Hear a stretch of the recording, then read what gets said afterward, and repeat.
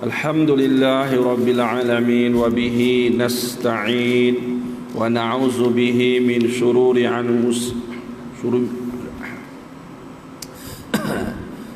شرور أنفسنا ومن سيئات أعمالنا ونشهد أن لا إله إلا الله وحده لا شريك له ونشهد أن سيدنا محمدا عبده ورسوله والصلاة والسلام على أشرف الأنبياء والمرسلين سيدنا وحبيبنا وشفيعنا ومولانا محمد في الأولين والآخرين وعلى آله وصحبه أجمعين.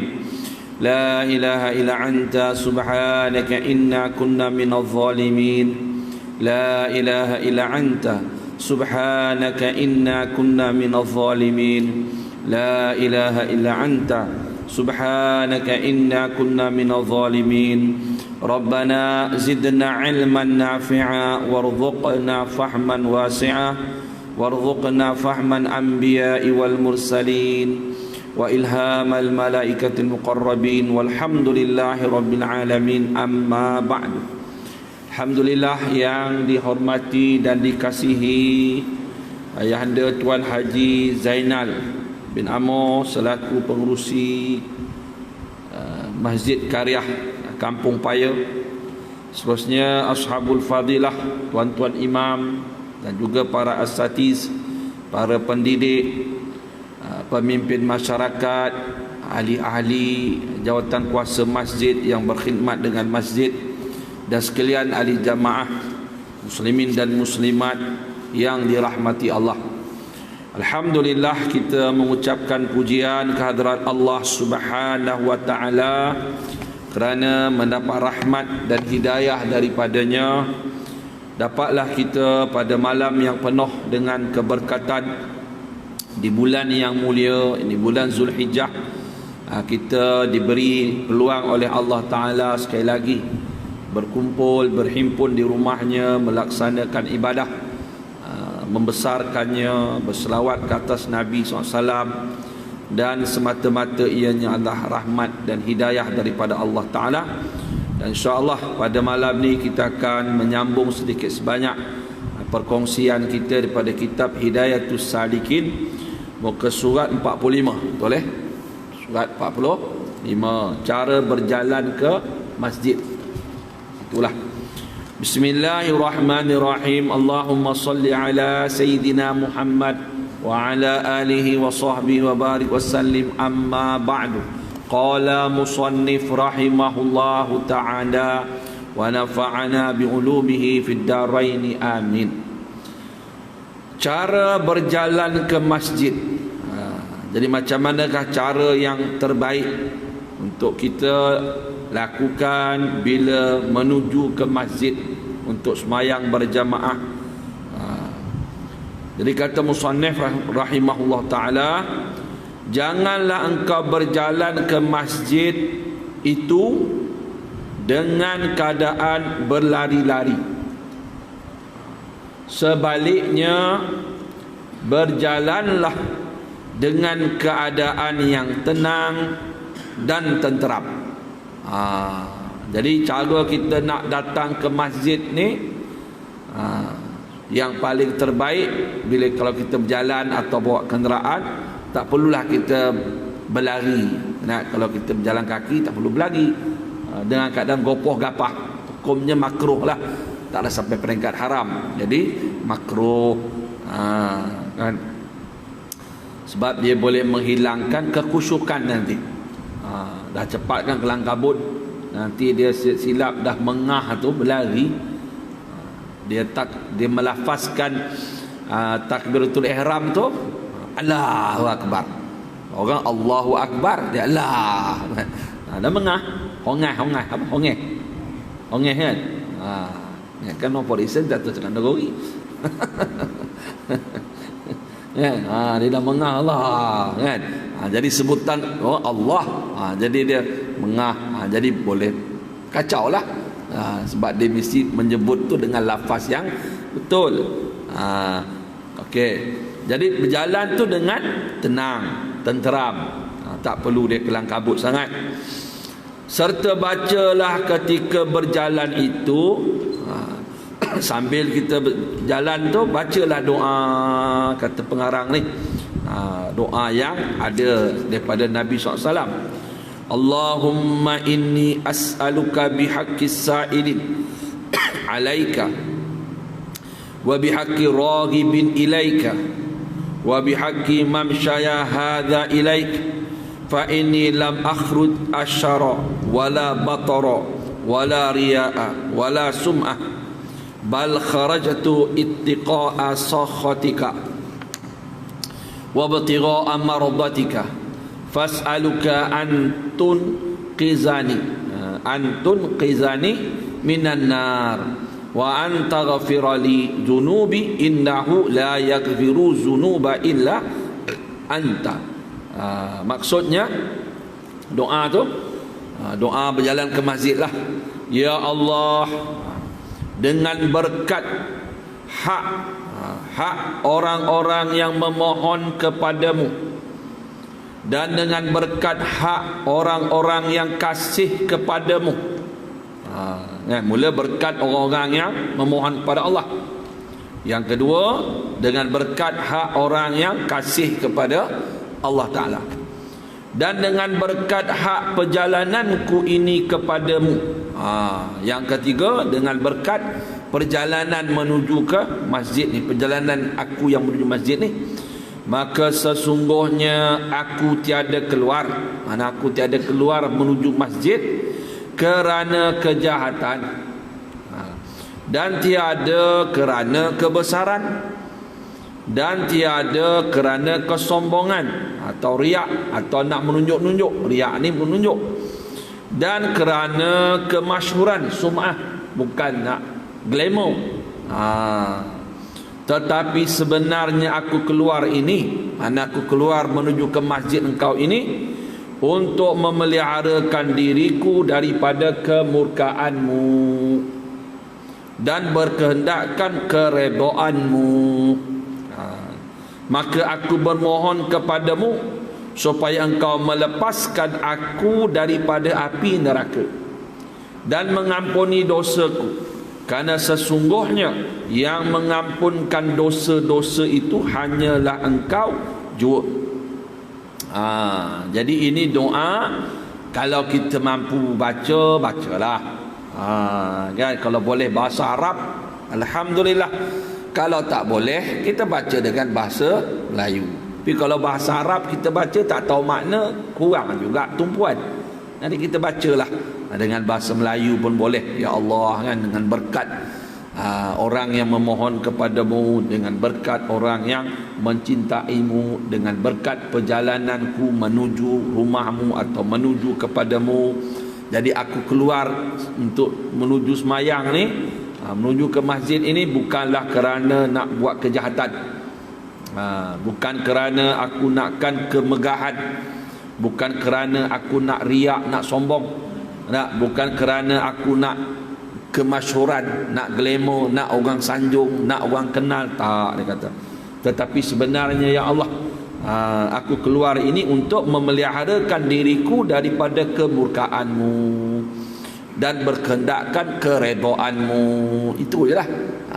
Jadi keluar menuju rumah Allah, satu dia kata kerana nak pelihara diri daripada kemurkaan Allah.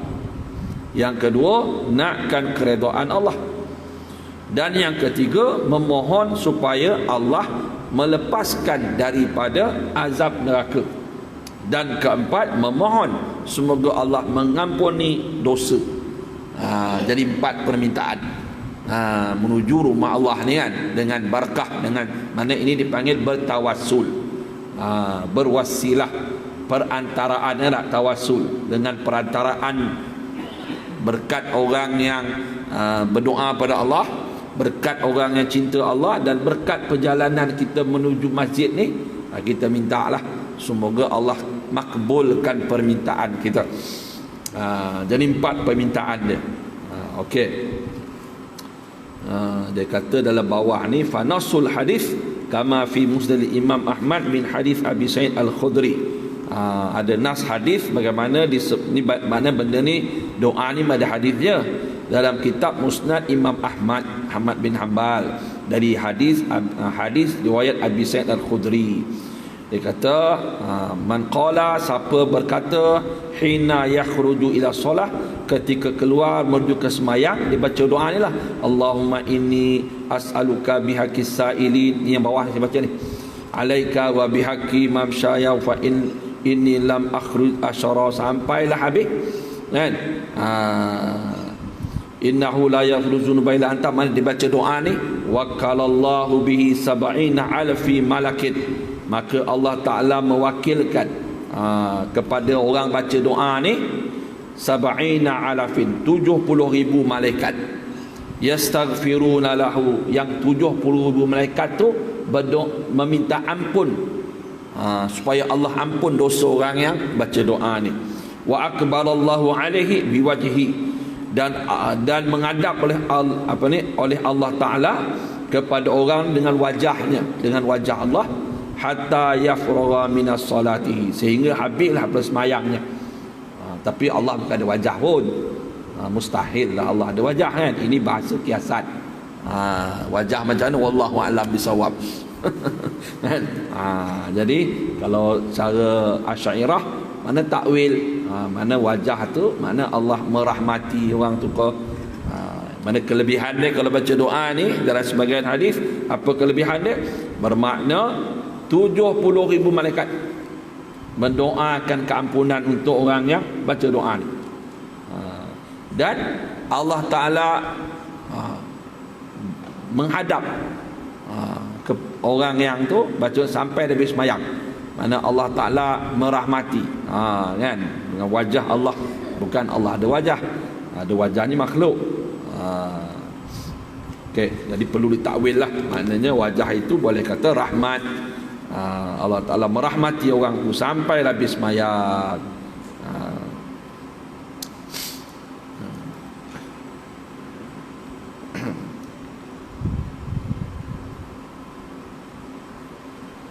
Ini kata Salim bin Taimiyah. Kemudian kita masuk fasal ke-6. Jadi kalau kita tak hafal doa ni, kita nak baca apa? Bacalah Rabbana atina fid dunya hasanah wa fil akhirati hasanah wa qina azabannar, ataupun astaghfirullahalazim innallaha ghafurur rahim, kan, atau bacalah selawat. Kan, Allah apa selawat Allah apa selawat azamiyah, cikgu Maris ni, ambil kat Syekh Zaki. Kan, baca, atau istighfar kabir ke, atau la ilaha anta subhanaka inni kuntu minaz zalimin, atau subhanallah alhamdulillah pun tak ada masalah. Kan, ini sebahagian ni mungkin kita tak kelemahan, tak boleh tak amal. Jadi kita bacalah doa-doa yang apa saja doa yang kita boleh ingat. Rabbil firli wal walidayya warhamhuma kama rabbayani shaghira pun boleh juga. Kadang kita doakan orang lain. Kita baca hadis dulu, mana bila kita mendoakan kebaikan untuk saudara kita di belakang dia, dia tak tahu, kita doakan untuk dia, maka malaikat akan doa supaya Allah bagi kepada kita macam mana kita minta dapat kat saudara kita tu. Jadi mana jangan kita menyempitkanlah. Jadi kalau saya tak hafal pula ni, tak kisah dia. Kalau selawat, satu selawat dapat 10 selawat daripada Allah Ta'ala. Jadi macam-macam lah. Kalau baca istighfar Nabi Yunus, la ilaha anta subhanaka inni kuntu minaz zalimin, setengah hadis kata doa mustajab.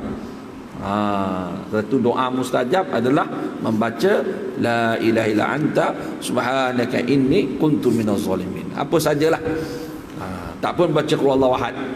Sambil bilang qul huwallahu Allahu samad, tu pun tak ada masalah. Sebab dalam kitab tafsir Ibnu Katsir, ada Rasulullah SAW pergi perang Tabuk, kemudian malaikat turun, Jibril turun, minta Rasulullah semayangkan satu mayat sahabat Rasulullah di Mekah. Malaikat kata 70,000 malaikat datang semayangkan mayat dia. Terus kan 70, Rasulullah tengok, ramai malaikat. Rasulullah nampak daripada Tabuk tu nampak. Rupanya dia ni kelebihan amalan dia tu sentiasa membaca suratul Ikhlas. Suratul Ikhlas. Ada satu sahabat Rasulullah hantar satu kumpulan lah untuk bertugas kita kata di perbatasan lah bertugas kan. Jadi pak imam tu kalau semayang tak tinggal baca suratul ikhlas, wallahu ahad. Tiap-tiap rakaat naik boring makmum, tak ada surah lain ke pak imam ni. Tak ada surah lain ke pak imam ni nak. Kena sekali dua kali tak apalah. Kena setiap hari wallahu ahad pertama, wallahu ahad sebelum nak baca surah lain baca wallahu ahad. Dia taksub lah kita kata. Tapi ni bukan taksub. Jadi makmum nak ni tak boleh pasal Rasulullah nanti dia jadi pemimpin. Kan, jadi pemimpin ni selayaknya boleh jadi imam sembahyang lah. Balik mengadu kat Nabi SAW. Mengadulah, Rasulullah minta laporan. Makmum mengadu, kata imam ni lebih kurang lah mafhum cerita tu kan. Tak ada surah lain dia baca. Qul ahad je. Tak tinggal suratul ikhlas dalam menjadi imam kan. Kalau kena 3 bulan lah pak imam tu baca suratul ikhlas. Jadi seolah-olah macam tak glamour lah pak imam tu. Seolah-olahnya, wallahu alam, itu andaian saya. Okey, Rasulullah tanya, betul ke kau baca surah ni kan setiap sembahyang? Dia kata betul. Kenapa? Dia kata sebab dalam surah ni menceritakan sifat Allah. Aku kasih, aku suka baca surah ni, aku cinta dengan surah ni kerana menceritakan sifat Allah, tentang keagungan Allah. Rasulullah kata kau ahli syurga. Kan, mafhum tadi. Mana ahli syurga tu?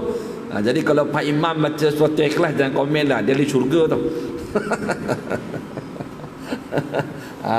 Kan, ahli syurga kan. Sebab apa?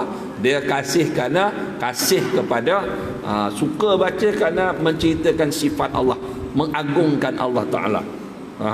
Jadi maksudnya kita ambil kefahaman dari situ, apa saja kita baca, Quran ke hadis ke apa ke, mesti ada perasaan mengagungkan, memuliakan. Kan macam kita duduk majlis ilmu, ada perasaan memuliakan majlis ilmu. Sikit lagi mukadimah. Dia tak lama ni. Lama kan? Kena saman dia kata. Okey, pasal ke-6, adab masuk ke masjid hingga terbit matahari. Kan, mana kita masuk ke masjid dan sembahyang subuh sampailah terbit matahari. Terbitnya dia panggil waktu apa? Syuruk lah. Pertama, cara masuk ke masjid dan bacaannya. Apabila engkau hendak masuk ke dalam masjid, hendaklah didahulukan kaki kanan.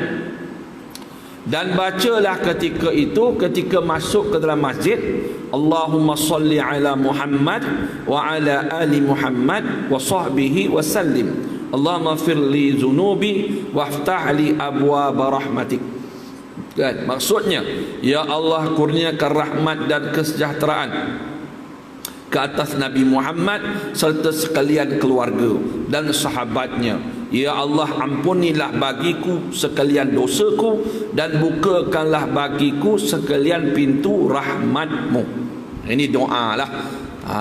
Jadi apa yang sunat kita lakukan? Nak masuk masjid, pastikan kita masuk kaki kanan. Jadi ulama kata, bila kita nak masuk tempat yang mulia, kita disunatkan masuk dengan kaki kanan. Kalau nak masuk tempat yang kurang baik, seperti tandas, pasar, kan supermarket apa, sunat masuk kaki kiri. Jadi cara nak masuk tu macam mana? Cara masuk masjid ni, kita pakai selipar. Permulaan sekali kita keluar tanggalkan kaki kita atau keluarkan kaki. Nak kaki mana dulu? Kaki kiri dulu. Cara nak keluarkan kaki pada kasut atau selipar, mula-mula kaki kiri. Kita kaki kiri itu pijak atas kasut atau selipar, kalau boleh buat lah. Lepas tu kaki kanan. Boleh buat macam tu kan, selipar tu jadi teratur lah, taklah berselerak. Ini yang kiri belah sana, kanan tu lah. Lepas tu bila keluar masjid, selipar orang lah dia apa ni, dia rembat lah. Berlaku begitulah. Dia bukan nak rembat selipar orang, kadang terbuat. Dia okey. Jadi kaki kiri buka dulu, cabut dulu, keluarkan kaki kiri, letak kaki kiri atas kasut atau selipar lah, senang kan. Kemudian kaki kanan buka, keluarkan kaki kanan atas selipar tu. Kemudian baru langkah kaki kanan masuk masjid. Baru kaki kanan langkah masuk. Kalau masuk Kaabah, kaki kanan, keluar Kaabah pun kaki kanan. Sebab masuk Kaabah, bila keluar Kaabah masjid lah. Nah, kalau masuk Kaabah, manalah tahu. Allah Ta'ala bagi kita rahmat kan, dapat masuk Kaabah. Jadi masuk macam mana? Masuk kaki kanan, keluar pun kaki kanan. Pasal apa keluar Kaabah kaki kanan? Bila keluar tu Masjidil Haram. Keluar tu Masjidil Haram. Katalah kita masuk tandas. Tandas tu dalam pasar, tandas awam. Masuk tandas kaki kiri, keluar tandas pun kaki kiri. Pasal keluar tandas terus masuk pasar. Terus keluar tandas terus masuk pasar. Tapi kalau tandas tu bukan dalam pasar, masuk kaki kiri, keluar kaki kanan. Itu sunnah. Itu sunnahnya. Okey. Dalam kitab tulis macam itulah.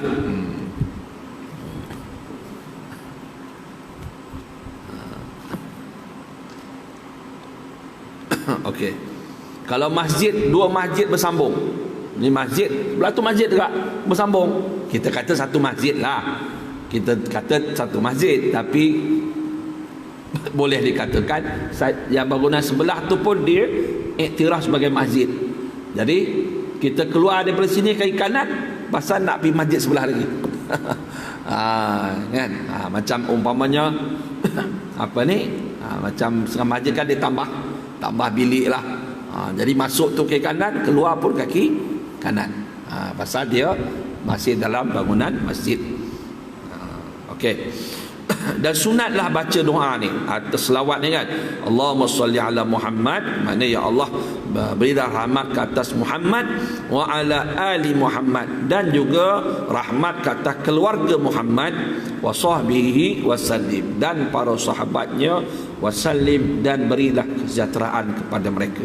Allahumma firli zunubi, ya Allah kau ampunkan bagiku segala dosa-dosaku, waftahli, dan bukakan bagiku abwab, pintu-pintu rahmatmu, rahmatik. Kan abwab ni plural kepada bab kan, bab tu satu pintu, abwab pintu-pintu, banyak pintu. Okey. Kemudian dia kata larangan berjualan di dalam masjid. Dalam masjid ni ada dia punya adab dia. Masuk masjid ada dia punya apa sekarang pakai SOP lah. Ada SOP. Bismillahirrahmanirrahim. Selain daripada SOP pakai topeng, bawa sejadah kan, jangan bersalam, itu ada, itu SOP yang baru. Ini SOP yang memang secara syariatnya. Ini SOP cara syariat. Jadi manakala engkau melihat seorang yang berjualan di dalam masjid, katakanlah kepadanya, la arbahallahu tijaratak, maksudnya Allah tiada memberi keuntungan pada perniagaanmu. Tengok orang berniaga kan, sibuk jual minyak atar lah, jual sayur dalam masjid buat lah, jual kain baju. Kita berkata semoga Allah tidak memberi keuntungan dalam perniagaan anda. Tak boleh kita doa begitu. Sebab masjid dia bukan tempat berniaga. Tapi apakah hukumnya berniaga dalam masjid? Hukumnya ada 3 hukum lah. Satunya harus, satunya makruh, satunya haram. Dia 3 hukum lah. Harus, makruh, haram. Kan? Harus tu ada syarat dia. Haram tu bila? Haram tu apabila dia mengambil ruang dalam masjid, dia buka perniagaan dia, jadi orang lain nak masuk masjid dah tak boleh, sempit. Patut boleh masuk 50 orang, dia bukanya tu dah 45 orang boleh masuk kan. Jadi haram. Ataupun menyebabkan masjid tu dah seperti pasar, seperti kedai, itu haram. Ataupun mengganggu orang nak semayang. RM2, RM2 tu. Contohlah kan, bising benar pula dia kan. Jadi itu jadi haram. Makruh dia kata bila tak dibiasakan, tak ganggu apa semua, dan bukannya selalu, ataupun harus tu bila tak ada ganggu apa semua dan bila ada keperluan lah. Ada keperluan, tapi bukan setiap hari, bukan selalu. Bukan kadang dia bawa kitab kan, kita pesan dia jual kitab nak mengaji, betul ada akad jual beli. Saya jual, saya beli. Semoga perniagaan anda tidak diuntungkan. Rugilah perniagaan. Kesian ustaz tu jual kitab.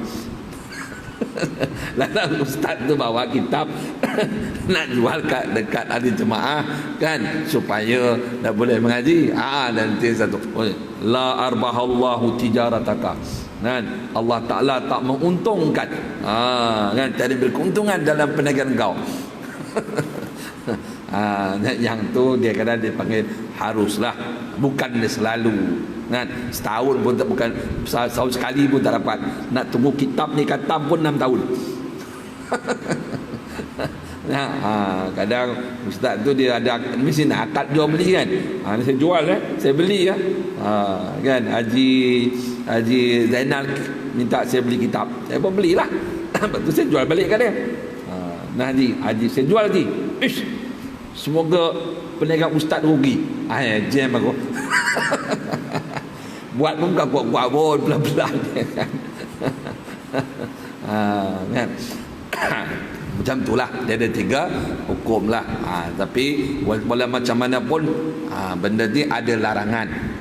Larangan tu bila mengganggu, atau kadang dia kata musim haji. Kata Imam Ghazali musim haji kan, dulu Masjid Mekah kan tempat orang ramai datang, jadi berniaga sikit lah, jual kayak sugi ke makanan ke apa, dan tak mengganggu orang buat ibadat. Itu nadir, kata jarang. Yelah, orang buat haji bukan hari-hari, setahun sekali ya. Niaga pun bukannya hari-hari. Itu kata Imam Ghazali, sekiranya tak mengganggu orang untuk buat ibadat, itu taklah jadi haram, tapi tinggalkan lebih baik. Tinggalkan lebih baik. Okey. Dan apabila engkau melihat seseorang yang mencari barangnya yang hilang di dalam masjid itu, dia cari, habis dia geledahnya masjid ni, tanya, jumpa tak saya punya jam, jumpa tak saya punya dompet, bising benar di dalam masjid. Jadi engkau katakan kepadanya, kita doa, la raddallahu alaika dhalataka. Maksudnya, semoga Allah tidak mengembalikan padamu apa yang hilang daripadamu. Demikianlah disuruh oleh orang salaf. Tapi kadang kalau imam istihad tu lain, siapa-siapa ada barang hilang, datang jumpa saya, itu lainlah. Dia imam tu bukan cari, dia mengiklan bagi tahu. Siapa-siapa dah tertinggal barang tadi, ada jemaah terjumpa handphone atau jam di tempat wuduk, tapi imam jangan cakap jam apa, handphone jenama apa kan. Cakap sekarang ramai lah mengaku nak jam Rolex lah kan. Tengok Rolex Thailand lagi parah.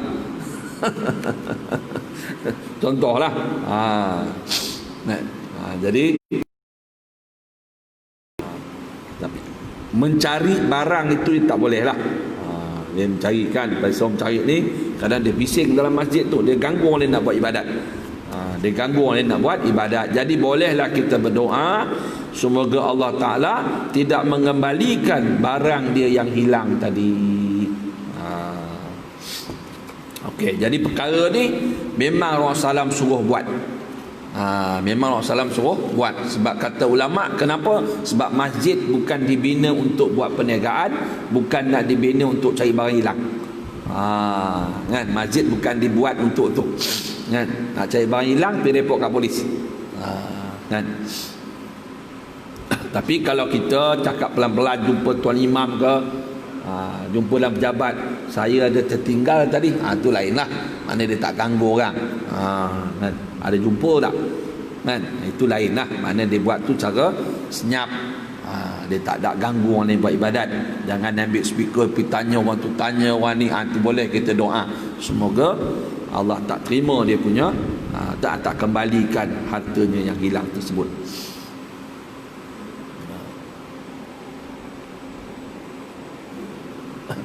Kemudian disunatkan sembahyang tahiyatul masjid.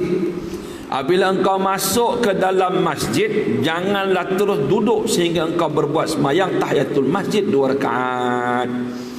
Jika engkau belum berbuat sembahyang sunat subuh 2 rakaat, lalu engkau memperbuatkannya, nescaya sunat subuh yang 2 rakaat itu sudah memadai bagi tahiyatul masjid.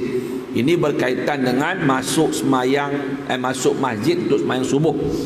Okey, tadi yang pertama dia kata bila kita masuk dalam masjid dan kita nak duduk dalam masjid. Masuk dan nak duduk, sunat kita sembahyang tahiyatul masjid.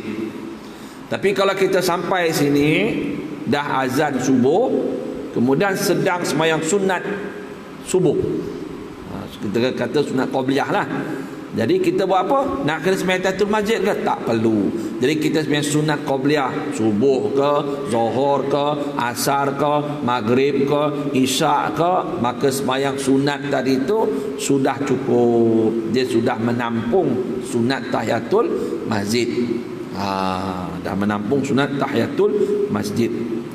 Begitulah. Tapi sunat qabliyah pun kalau kita datang masjid dah qomat, tengah qomat, bila Allahu Akbar atau dia dah bila nak bangun qomat dah, makruh lah kita sembahyang sunat lagi. Pasal kita nak dapat fadilat takbir pertama bersama imam. Jadi kalau kita sembahyang sunat qabliyah pula kan tak dapat fadilat tu. Dan sunat qabliyah tu boleh kita qada. Umpamanya kita ni nak dapat fadilat sembahyang sunat sebelum subuh tu kan besar. Yang kita baca itu hari lebih baik pada dunia dan seisinya. Kita sampai dah lewat. Sampai-sampai tu dah nak iqamah dah. Nak ambil suhu lagi, nak tulis nama lagi. Lepas tu tertinggal bersejadah dalam kereta, patah balik. Contoh kan dah lambat. Sampai dah qomat. Jadi kita tak sunat lah sembahyang sunat qabliyah ke tahiyatul masjid lagi tak boleh buat. Maka kita pun sembahyang fardu biasa dan boleh kita qada. Tapi yang terbaik jangan qada di masjid lah. Ada orang dia qada dalam masjid kan, orang tengah wid qada, orang pandang kan. Pak Imam pun risau. Tadi aku sembahyang subuh tak sah ke? Kan? Jadi kerana kita benda tu kita buat di rumah lah. Macam sunat qabliyah ba'diyah Jumaat kan sekarang tak boleh buat. Azan terus habis azan pertama khatib pun sini buat sunat qabliyah Jumaat tak buat kan. Ba'diyah pun tak buat. Jadi boleh buat di rumah. Tapi muka memang tak buatnya.